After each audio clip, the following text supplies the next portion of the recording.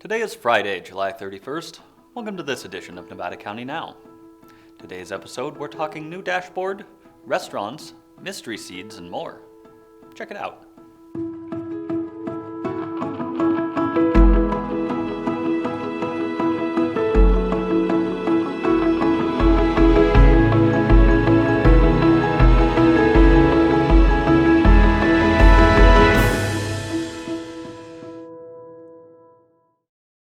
Hello and welcome to Nevada County Now. I'm your host, Cole Pettit.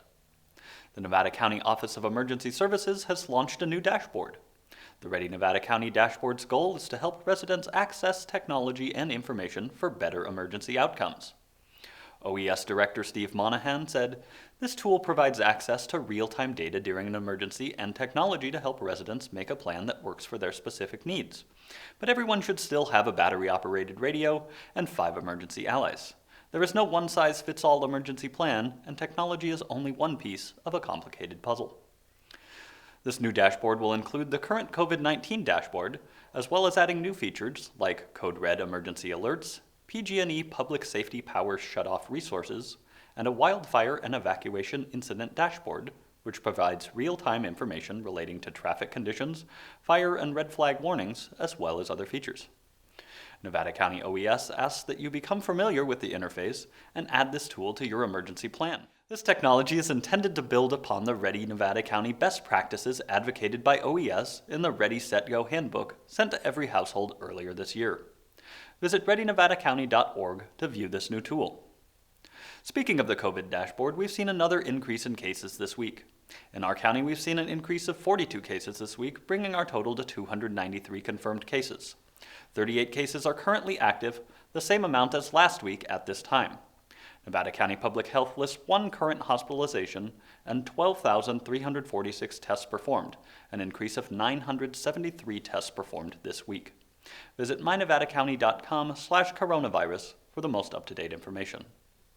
Another resource from the county that you may not know about is the traffic cam at the McCourtney Road transfer station. With all the delays and changes recently, it can be frustrating not knowing what the backup may be. Well, with this camera, you can check the traffic before you make the trip out there. To view the camera, visit mynevadacounty.com and under the Departments tab, click on Solid Waste. The South Yuba River Corridor is experiencing an unprecedented amount of visitors this year. With this influx of visitors, we've seen an increase in garbage and littering, illegal parking, and campfires, broken bottles, animal waste, and other impacts. If you're planning on visiting the Yuba, please follow these tips. Stay local. Protect yourselves and others by recreating locally. Park only in designated areas. Don't block the road for emergency vehicles like ambulances and fire trucks. The fine for blocking emergency evacuation routes is $162. Pack it in and pack it out. Trash destroys the environment and creates safety hazards. Be COVID safe. Wear a mask, stay 6 feet apart, and avoid crowds. No fires or open flames. There are critical fire conditions present. 1 spark is all it takes to start a wildfire. There's no cell phone service, so play it smart and be prepared. And wear a life jacket. There's life jacket loaner stations now located at Bridgeport and the 49er Bridge Crossing. Visit parks.ca.gov/flatten the curve for more information. The County of Nevada Board of Supervisors approved $1.5 million to support a new Economic and Community Resiliency Grant Program designed to offset COVID-19 related economic hardships and disruptions to local businesses and nonprofits. The grant will be funded with State of California coronavirus relief funds. The county seeks grant applications from eligible entities that are critical to maintaining the county's economic and cultural infrastructure. Sometimes referred to as anchor institutions, these entities are characterized as playing a vital and enduring role in the local community. County staff consulted with members of the Nevada County Relief Fund and the Sierra Business Council to draft the application criteria, guidelines, and the award process. The Economic and Community Resiliency grants will range from $50,000 to $500,000, with at least 2 to 4 grants allocated in the $300,000 to $500,000 range. Applications are due by 5 p.m. on August 20th from eligible applicants including businesses, nonprofits, and local jurisdictions. A review panel comprised of county staff and community leaders will review and score the applications. The panel's recommendations will be brought before the Board of Supervisors on September 22nd for approval. The request for application may be found at mynevadacounty.com/734/purchasing. A pre-application conference will be held on August 6th at 2 p.m. via a virtual meeting on Teams. You can find the link to join, plus more information at mynevadacounty.com. Recently, 3 or 4 restaurants in our community have been receiving a significant amount of attention over their refusal to comply with public health orders. The vast majority of our community, however, has been doing their best to follow the recommendations in an attempt to keep the community safe. We decided to talk with some of these other restaurants to find out how they've been coping despite the restrictions. Hi, this is Sonora Slater with Nevada County Now, and we're here today in downtown Grass Valley to talk to local business owners about the new guidelines regarding opening up their businesses, what it's been like to comply with them, if they've had difficulties with that, and anything else they'd like to tell us about what it's like to own a business during the COVID-19 era. We comply as much as we can. When the employees come in to pick up their masks, which are disposable, and they get thermometer on their forehead, we check them out, and when they leave, we check their foreheads also. So it helps them because we care about our employees a lot because they're fantastic. We are just by the grace of God, we've got 3 patios, so we really am in great shape. I mean, I don't know. We've been, yeah, like she said, we've been doing all we can to comply, just so we can stay in business. So, I mean, it's been hard. It's a whole, change of just how we do everything. So, but the servers are wearing masks and they're running around. They 7-8 hour days running around with masks on. So. We ask that people be patient. We get some people coming in here. I know the customers are already kind of like irritated because a lot of people have to wear masks and stuff. Well, the servers are also, having to do that as well, and people get impatient. For us, it's we wipe down the tables after everybody leaves. We are everybody's wearing their masks. We require masks to come in the store. We have sanitizers on the tables for them. We actually have masks for people as well. At first, people didn't want to wear masks. We had a lot of arguing with customers. So we finally put up our sign that just said, and this was the best thing we ever did. It says, "No masks, no service, no exceptions." And then it seems like people finally said, okay. And so now we haven't had any. People are finally wearing their masks and no arguing. And it's very pleasant now. I actually had some of my kids crying before. But it's nice now. We put up the little shields in front of the registers for them. Washing our hands often and cleaning the tables and the door handles, and you just have to keep cleaning.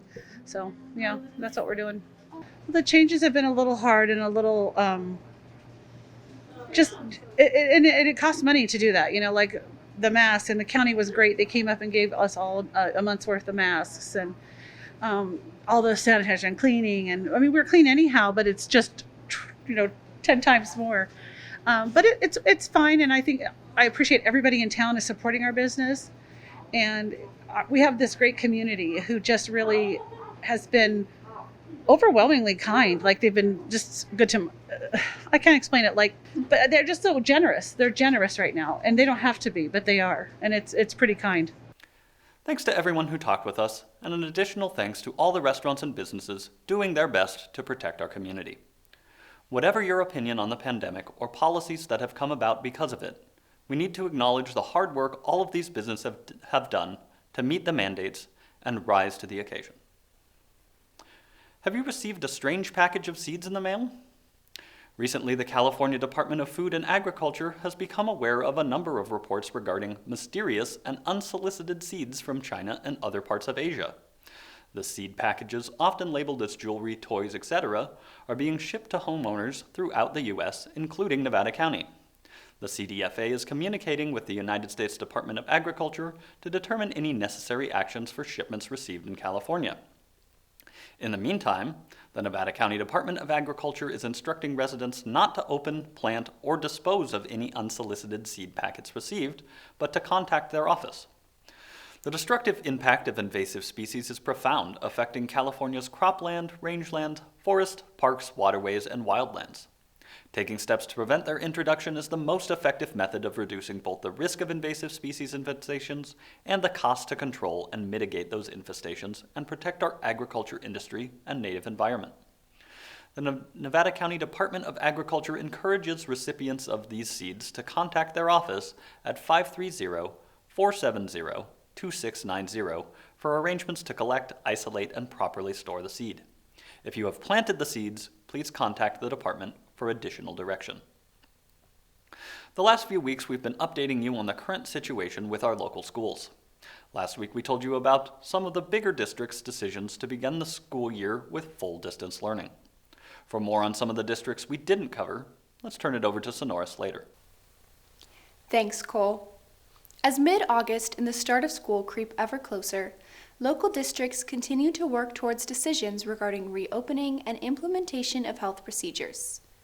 Those who are proceeding with a hybrid or in-person approach are now putting into place detailed plans for how they will ensure safety and compliance with new health laws, while those who have decided to proceed with distance learning for the time being are developing curriculum and searching for resources that will better serve to educate students than the quickly thrown together curriculum from this spring.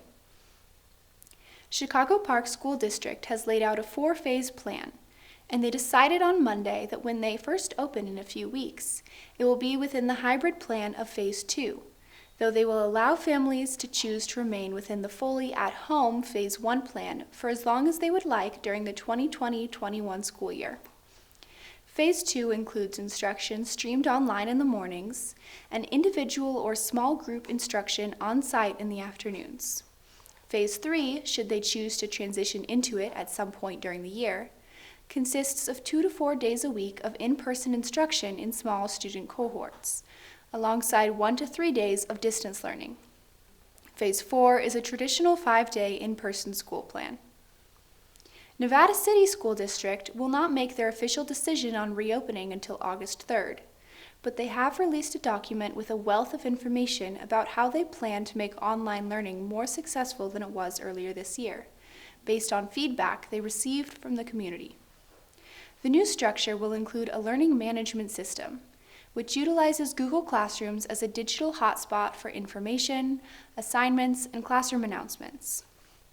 Screencastify will be used to pre-record teacher lessons, which will then be linked directly to Google Classroom to allow students to watch them on their own schedule.